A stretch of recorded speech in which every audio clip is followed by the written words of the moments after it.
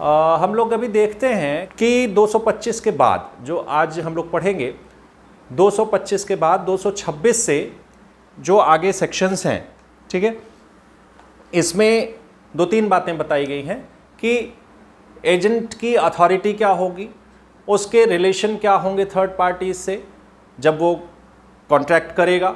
तो ये कुछ बातें होंगी जिस पे हम चर्चा करेंगे और ज़्यादा हम बेस्ड होंगे बेयर प्रोविजंस पे। 226 क्या कहता है? तो 226 के पहले देखिए लिखा गया है effect of agency on contract with third persons. जब तीसरे व्यक्ति से संविदा करता है, भाई जाहिर सी बात है एजेंट करता है, तो क्या होगा, उसका प्रभाव क्या होगा, एजेंसी का उस पर प्रभाव क्या होगा, इफेक्ट ऑफ एजेंसी, ठीक है, जो संबंध है एजेंसी का कॉन्ट्रैक्ट है उसका क्या प्रभाव होगा जब थर्ड पार्टी से बीइंग एन एजेंट आप कोई कॉन्ट्रैक्ट कर रहे हैं, तो उसका क्या प्रभाव होगा, ये यहाँ पे हमको देखना है। तो सेक्शन 226 को देखते हैं, क्या लिखा गया है। Enforcement and consequences of agents contract. अब देखिए यहाँ पे प्राधिकार की बात हुई है कि एजेंट की जो अथॉरिटी है उसमें अगर वो कॉन्ट्रैक्ट कर रहा है तो उसका इन्फोर्समेंट कैसे होगा और उसके कॉन्सिक्वेंसेस कैसे होंगे। एजेंट ने अगर कोई कॉन्ट्रैक्ट किया है तो contracts entered into through an agent. अगर किसी संविदा में आप एजेंट के माध्यम से प्रवेश कर रहे हैं, कोई कॉन्ट्रैक्ट एजेंट के माध्यम से किया जा रहा है, and obligations arising from acts done by an agent. एक कॉन्ट्रैक्ट है, ये किया कैसे जा रहा है, थ्रू एजेंट। तो एजेंट जाहिर सी बात है कुछ एक्ट्स करेगा, तो इसके एक्ट्स से क्या ऑब्लिगेशन होगा, ये जो भी कृत्य करेगा उससे जो दायित्व उत्पन्न होंगे, ऑब्लिगेशंस अराइज होंगे, उसका क्या होगा।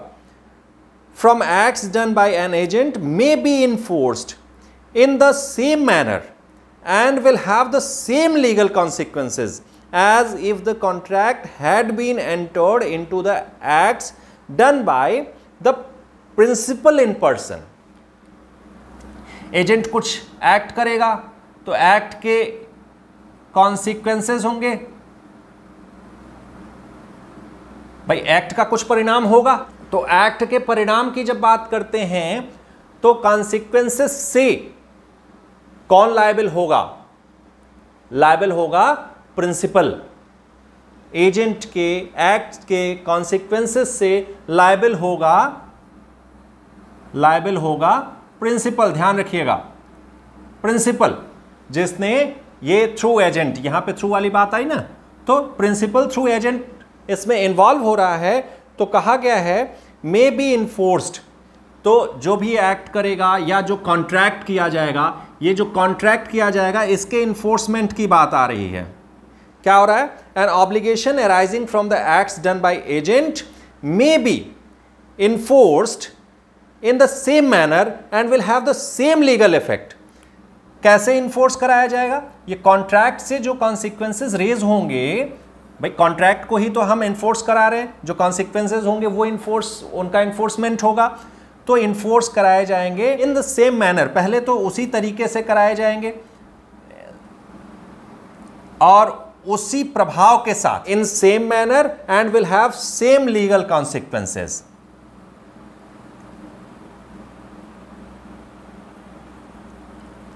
तरीका वही होगा और लीगल कॉन्सिक्वेंसेस वही होंगे। कैसे, मानो ये जो थ्रू एजेंट हुआ है ये डायरेक्ट प्रिंसिपल के थ्रू हुआ होगा। मान लो ये डायरेक्ट प्रिंसिपल ने कॉन्ट्रैक्ट किया हो, बात यही कही जा रही है कि यदि किसी कॉन्ट्रैक्ट जो कि एजेंट के द्वारा किया जा रहा है, in any contract through agent principal is involved, ठीक है, तो जो भी एक्ट्स डन बाय एजेंट होंगे उनके जो कॉन्सिक्वेंसेस होंगे उनको उसी तरह से, उसी मैनर, उसी तरीके से इन्फोर्स कराया जा सकेगा या उसके सेम लीगल कॉन्सिक्वेंसेस होंगे। मानो ये थ्रू एजेंट के ना होके कॉन्ट्रैक्ट जो हुआ है वो प्रिंसिपल के थ्रू किया गया है, मतलब जो एजेंट है उसकी कैपेसिटी ये मानी जाती है कि ये प्रिंसिपल है और प्रिंसिपल के बिहाफ पे काम कर रहा है, इसलिए सारे दायित्व तो प्रिंसिपल के हो जाएंगे। सिर्फ इतनी ही बात कही गई है और कुछ इसमें नहीं है। जब हम अथॉरिटी की बात करते हैं, अथॉरिटी इसको होगी तो जो ये एक्ट करेगा ये अथॉरिटी में ही करेगा ना। अपने अथॉरिटी माने जो इसने कार्य किए हैं, इन कार्यों से क्या मालिक को बाध्य किया जा सकता है क्या? तो ये जिस लिमिट तक आप एजेंट के एक्ट से उसके मालिक को बाध्य कर सकते हैं, वो उसका प्राधिकार, अथॉरिटी कही जाती है। लेकिन एक बात को ध्यान में रखना है कि 226 का ये जो मामला है ना, कि एजेंट के जो भी कॉन्सिक्वेंसेस हैं, इनके लिए प्रिंसिपल कहाँ गया? ये प्रिंसिपल है, इसको तभी लायबल ठहराया जा सकता है जबकि एजेंट ने अपनी अथॉरिटी में काम किया हो। इस बात को आप ध्यान में रखेंगे। अथॉरिटी के बियॉन्ड जाके अल्ट्रा वायर्स काम कर रहा है तो फिर principal shall not be held liable. ठीक है, देखिए इसका एक इलस्ट्रेशन देख लें। ए जो है ये बी से बाय करता है, buys goods from B, knowing that he is an agent for their sale। ये जानता है, ए बी से खरीद रहा है और ये जानता है, knows क्या? that B is an agent। ये जान रहा है B एक एजेंट है, तो क्या होगा? भले ही उसके मालिक का उसको पता नहीं है, doesn't know to master, but not knowing who is the principal. B's principal is the person entitled to claim from A the price of the goods, and A cannot in a suit by the principal set off against the claim a debt due to himself from B। यहां कहा यह गया, जो काम agent ने प्राधिकार में किया है, जो उसके कॉन्सिक्वेंसेस होंगे उसको ऐसे ही इन्फोर्स कराए जाएंगे मानो, और उसके लीगल कॉन्सिक्वेंसेस जो भी होंगे वो ऐसे होंगे मानो वो प्रिंसिपल ने इन पर्सन खुद ही कॉन्ट्रैक्ट किया है। अब एजेंट ने कुछ चीजें बेचने का, या ए ने कुछ खरीदने का कॉन्ट्रैक्ट बी से किया और ये जानता है कि बी एक एजेंट है। ठीक है, तो अब यहां पे मानो प्रिंसिपल से ये सौदा किया जा रहा है, ये माना जाएगा 226 के अकॉर्डिंग माना जाएगा कि ए ये जो बाय कर रहा है ये प्रिंसिपल से कर रहा है। बी का प्रिंसिपल जो भी हो, सी डी जो भी है, मान लीजिए यहां प्रिंसिपल बी के प्रिंसिपल सी हैं, तो ये माना जाएगा कि ए का सौदा ये सी से हो रहा है। और जब अब जो भी इसने बाय किया इसके लिए कुछ ड्यूज होंगे, कुछ पेमेंट्स बनी, तो अब जब सी कह सकता है, सी के पास ये राइट है, एंटाइटल्ड है क्योंकि वो मास्टर है और प्रिंसिपल है, वो कह सकता है ए के ऊपर वाद लाके कि आप ये पेमेंट्स मुझे करो जो कि हमारे एजेंट बी से आपने खरीदी है। अब यहां पे ए ये नहीं कह सकता है कि मेरा कुछ उधार बी के ऊपर है और उसमें उसको सेट ऑफ कर लिया जाए, उसमें उसको मुजरा कर लिया जाए। ठीक, तो यहां पे ए को ये राइट नहीं मिलेगा, वो जान रहा है जबकि बी एक एजेंट है। ठीक, तो यहां बी का जो प्रिंसिपल है उसको ये राइट है कि वो अपना पैसा वसूल सके। 226 ये कहेगा, ये प्रावधान देता है, अधिकार देता है मालिक को कि ये एजेंट के थ्रू किए गए जो भी कार्य हैं उनको उसी तरह से इन्फोर्स करा सके। और वाइसे वर्सा इधर भी होगा, जो थर्ड पार्टी इन्वॉल्व हो रही है उसको भी ये राइट्स मिलेंगे मानो वो उसने प्रिंसिपल से ही कॉन्ट्रैक्ट किया हो। बस शर्त ये होगी कि एजेंट ने अपनी अथॉरिटी में काम किया हो। एक उदाहरण इसमें और है, a being B's agent with authority to receive money on his behalf, receive from C a sum of money due to B, C is discharged of his obligation to pay the sum in question to B। मान लीजिए A का एक agent है, कौन है? B। A ने इसको authorise कर रखा है कि आप हमारी तरफ से कुछ पैसे जो हमारे मार्केट में हैं उनको आप वसूल लो।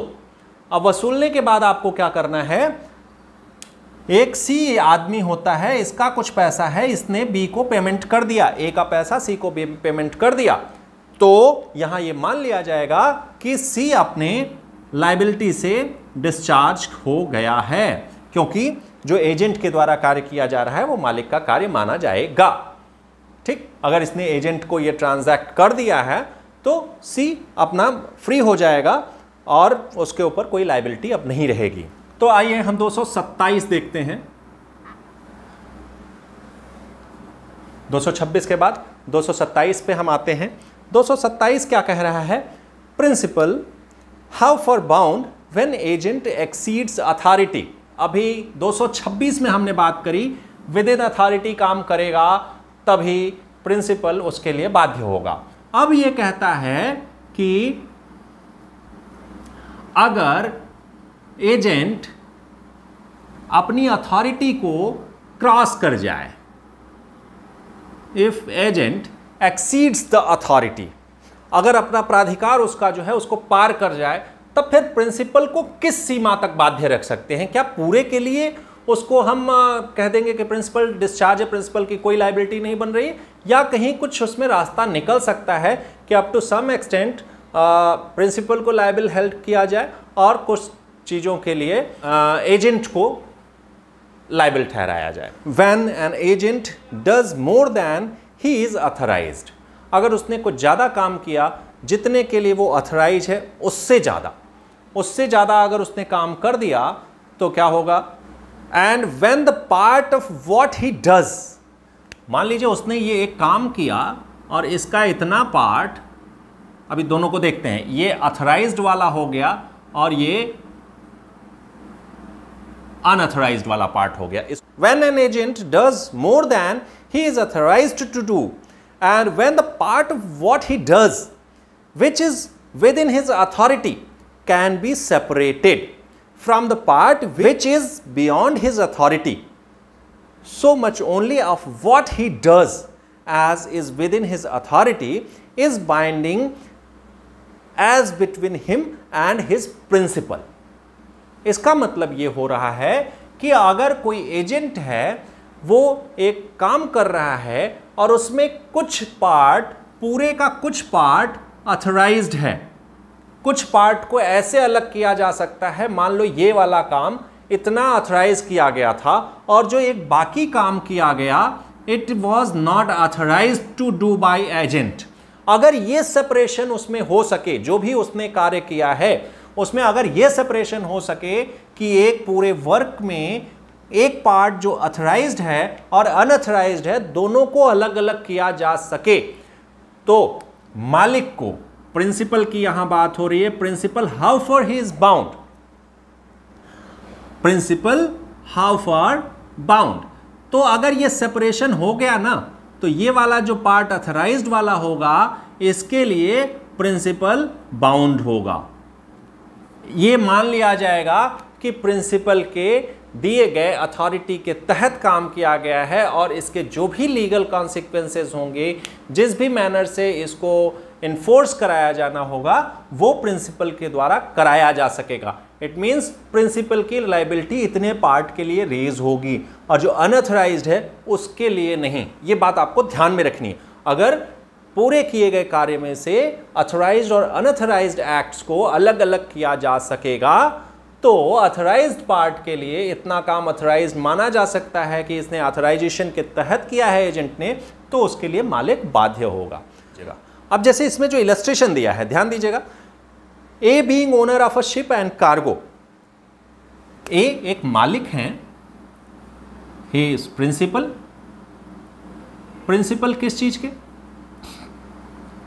शिप के, और शिप में जो माल लदा है उसके भी ये ओनर हैं। A is owner of ship and cargo both. A instructs to his agent, मान लीजिए कि बी इज हिज एजेंट, और A says to him to get insured the ship. ठीक है, गेट इंश्योर द शिप, आप बीमा करा लो शिप का। ये एजेंट कुछ ज़्यादा ही लॉयल हैं, कुछ ज़्यादा ही दिमाग लगाते हैं। इन्होंने क्या किया, 4,000 रुपए का बीमा करा लिया शिप का, और इस जो कार्गो है इसको भी 4,000 रुपए में इंश्योर करा लिया। ध्यान दीजिए, it was clearly instructed by the principal to get insurance for his ship, not for cargo. लेकिन जो भी एजेंट होते हैं वो कार्गो के लिए भी बीमा करा लेते हैं। अब देखिए यहां पे जो ये एक्ट हुआ ये 8,000 रुपए के लिए हुआ, और दो अलग अलग एक्ट्स हैं, तो क्या इसमें सेपरेट किया जा सकता है? लाइबिलिटी अगर फिक्स करनी हो तो अलग किया जा सकता है? हाँ, किया जा सकता है। शिप वाले की लाइबिलिटी 4,000 तक की है और सेम अमाउंट की कार्गो के लिए 4,000 की, तो प्रिंसिपल कितने के लिए लाइबल होगा? Because it can be separated according to 227। If it can be separated then principal will be held liable for that part which is authorized by him. तो 4,000 रुपए के लिए ये लाइबल होगा प्रिंसिपल, क्योंकि हम काम जो एक्ट किया गया है उसमें ऑथराइज्ड और नॉन ऑथराइज्ड वाला, अनऑथराइज्ड वाला पार्ट अलग किया जा सकता है।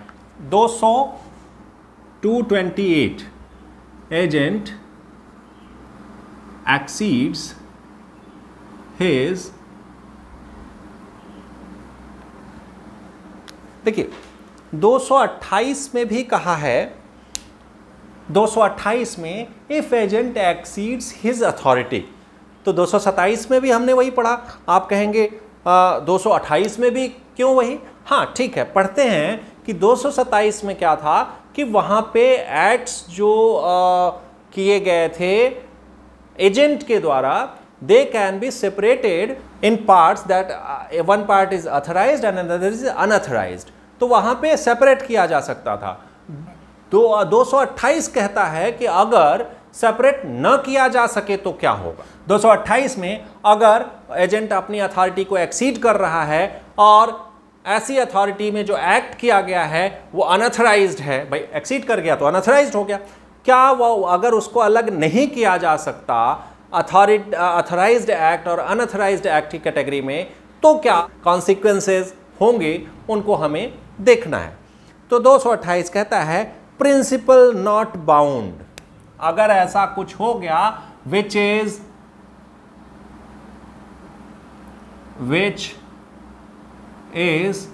नॉट सेपरेबल, नॉट सेपरेबल, 28 को याद रखिएगा, नॉट सेपरेबल, तो क्या होगा? Principal is not bound. बहुत सीधी सीधी बात, प्रिंसिपल एक लाइन में कहेगा कि भाई तुमने हमारे अथॉरिटी के बाहर जाके काम किया है और इसको तुम कुछ ऐसा अलग भी नहीं कर पा रहे हो जिसको जस्टिफाई कर सको कि इतने, तो यहां पे ए प्रिंसिपल बाउंड नहीं है। कैसे?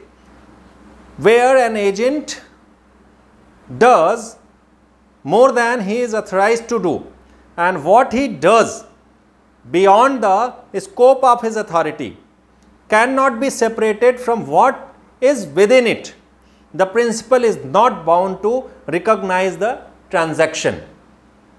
वही बात है कि जो इसने कार्य किया, एजेंट ने कार्य किया, वो उसके अथॉरिटी के सीमा के परे है और उसमें से उसको अलग नहीं किया जा सकता कि कुछ कार्य जो बता सके कि इतनी सीमा तक कार्य मैंने एक लिमिट में किए हैं, जो कि हमारी अथॉरिटी थी उस लिमिट में हमने किया है, तो इसके लिए प्रिंसिपल को पे करना चाहिए। अगर ये सेपरेशन नहीं हो सकता तो प्रिंसिपल वहां बाउंड नहीं होगा। जैसे इसमें एक उदाहरण दिया गया है कि ए ने बी को क्या खरीदने के लिए कहा? 500 शीप, 500 भेड़ें खरीद लो हैं। बी क्या करते हैं? थोड़ा ज्यादा चालाकी लगा दिए, तो इन्होंने लमसम अमाउंट एक बताई 6,000 और 6,000 में ये दोनों इन्होंने ले लिया। अब मालिक क्या करेगा? मालिक कहेगा यार मैंने 500 के लिए कहा था, तुमने ये क्यों ले लिया, और 6,000 रुपए तुम वो पूरा बोल रहे हो।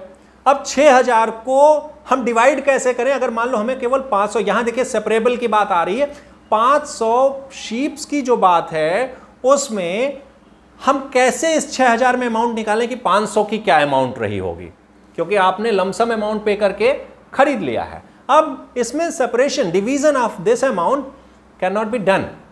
सो यहां पे प्रिंसिपल को ये राइट मिल जाता है कि भैया मैं पूरा का पूरा ये जो है ना इसको डिनाई करता हूं, मैं इससे बाउंड नहीं हूं जो आपने 6000 रुपए में ये पूरी खरीदी मेरे लिए करी है, आप अपना नुकसान झेलें।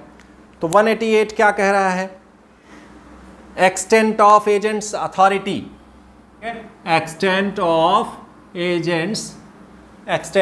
Agents authority is given in 188।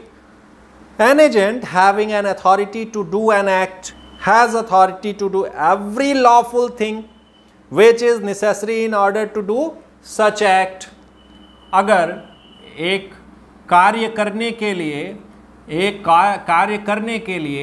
Agent, act जो एजेंट कर रहा है जिसके लिए वो अथराइज्ड है, 188 कह रहा है कि एजेंट अगर किसी कार्य के लिए अथराइज्ड है, तो यहाँ जो मैंने अभी पहले पढ़ा ना एक्सटेंशन, तो ये इस अथराइज्ड एक्ट को करने के लिए और क्या कुछ कर सकता है? बिल्कुल कर सकता है। अगर मान लीजिए एजेंट को कहा गया कि इलाहाबाद से कलकत्ता जाओ,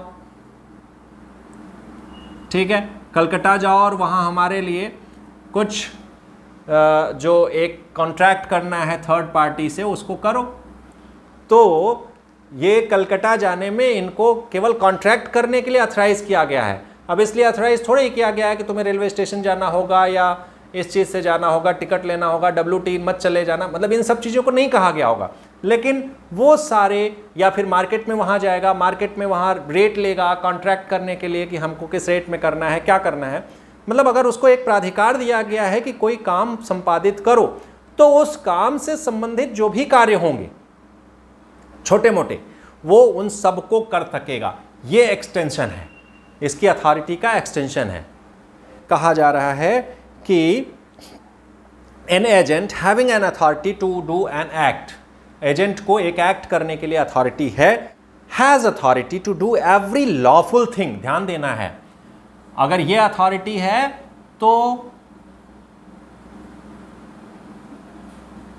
every lawful thing, he is authorized to do every lawful thing which is necessary in order to do such act। इस एक्ट को करने के लिए अगर कोई चीजें जरूरी हैं, कोई कार्य आवश्यक हैं, लॉफुल हैं, तो वो उनको भी करने के लिए अथराइज है। An agent having an authority to carry a business has authority to do every lawful thing necessary for the purpose are usually done in the course of conducting such business। अगर मान लीजिए किसी को, agent को कोई business करने की बात कही गई कि तुम हमारे एजेंट हो और हमारे लिए ये बिजनेस करोगे, तो मान लीजिए कुछ फर्नीचर का काम उसको कहा गया कि तुम मेरा बिजनेस ये फर्नीचर का देखोगे, तो फर्नीचर में उसके मैन्युफैक्चरिंग भी है, सेलिंग भी है, बहुत सारे और काम हैं। तो मैन्युफैक्चरिंग के लिए इनफैक्ट आपको क्या करना होगा, आप एजेंट हो तो आपको फर्नीचर बनवाना पड़ेगा, मजदूर बुलाने पड़ेंगे, लकड़ी खरीदनी पड़ेगी। तो ये जो सारे एक्ट्स होंगे ना, ये भी करने के लिए आप अथराइज हो, आप वो लकड़ी खरीदो, सही रेट में खरीदो, वो बाकी बातें होंगी कि आप ऑर्डिनरी प्रूडेंस का आप यूज़ करोगे, ठीक है, लेकिन आप वो सारे उससे जो रिलेटेड जो भी उसके सहायक कार्य हैं उनको भी आप करने के लिए अथराइज हो जाते हो। ये इसमें कहा गया। जैसे A is employed by B residing in London to recover at Bombay a debt। मान लीजिए कि कोई एक व्यक्ति है, इसको ऐसे समझें, एक प्रिंसिपल है, वो दूसरे को एजेंट नियुक्त करता है कि जो उसके जो डेट्स हैं उनको आप रियलाइज करो। डेट्स को रियलाइज करने के लिए बी को अगर एजेंट बनाया जाता है, तो ये बंदा दूर रह रहा है, मतलब ये बॉम्बे में है, लंदन में है, तो वहाँ से इन्होंने इनको कह दिया कि तुम डेट्स हमारे ये हैं, इनको रियलाइज़ करो जो भी हैं। अब इनको डेट्स को रियलाइज़ करने में देखिए जो लॉफुल थिंग्स होंगी क्या हो सकती हैं कि आप ये जो इनके डेटर्स होंगे, जो इनके ऋणी होंगे, उन सबको क्या करना पड़ेगा, लीगल नोटिस वगैरह देनी हो सकती है, लीगल नोटिस सर्व करो, कोई अटॉर्नी पकड़ो, कुछ और उनसे संपर्क करो, कोई और माध्यम, मतलब जो भी है, अगर डेट को आप वसूलना है और उसको वसूलने के लिए कुछ एक्ट्स करने हैं जो कि लॉफुल होंगे, तो उनको भी करने के लिए ये बी ऑथराइज होगा, एजेंट ऑथराइज होगा। दूसरा बहुत अच्छा सा उदाहरण है, A constitutes B his agent, A B को अपना एजेंट बनाता है, किस लिए? To carry on his business of a ship builder, जहाज बनाने का काम है उसमें उसको एजेंट बना देता है, तो हमारा जहाज बनाने का काम देखो।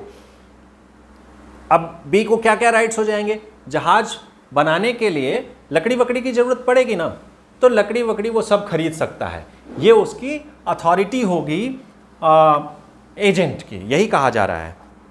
188 से ही अभी मैं जोड़ के बात करते हैं। डिंगल वर्सेस हेयर का केस बताया था। डिंगल वर्सेस हेयर का केस था जो एक उसका एजेंट होता है, एक खाद बेचने के लिए, मैन्योर बेचने के लिए ऑथराइज होता है, और उसमें वो ये कहता है कि इस खाद में 30% लाइम फास्फेट मिली हुई है, और ऐसा कथन उसका जो था इनफैक्ट गलत था, लेकिन उस जो बिजनेस किया जा रहा था उसमें ऐसी रूढ़ी थी, प्रथा थी कि लोग ऐसा बोलते थे।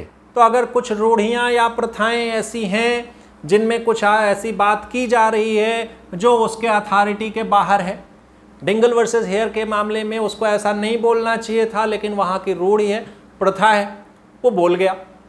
अब बोल गया तो फिर क्या हुआ? उसके लिए लाइबिलिटी फिक्स हुई। तो कौन फिक्स हुआ?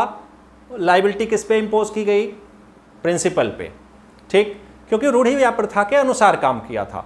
अब यहाँ प्रश्न ये उठता है कि क्या कोई भी रूढ़ी प्रथा को वो फॉलो किया जा सकता है? कुछ भी नहीं।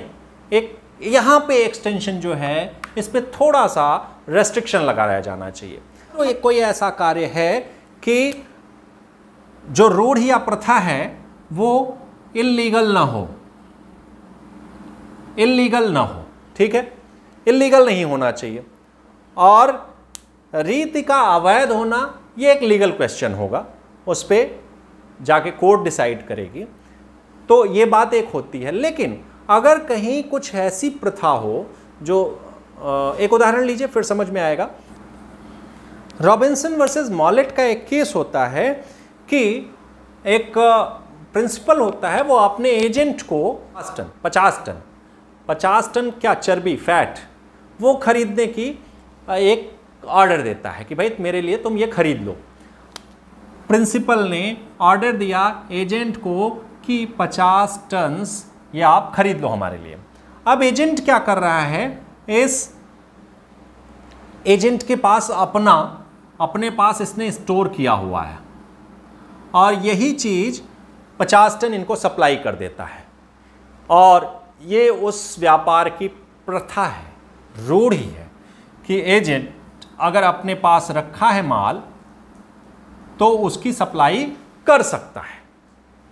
अब ये बताइए, क्या ये जो प्रथा है ये सही मानी जाएगी? सही मानी जानी चाहिए।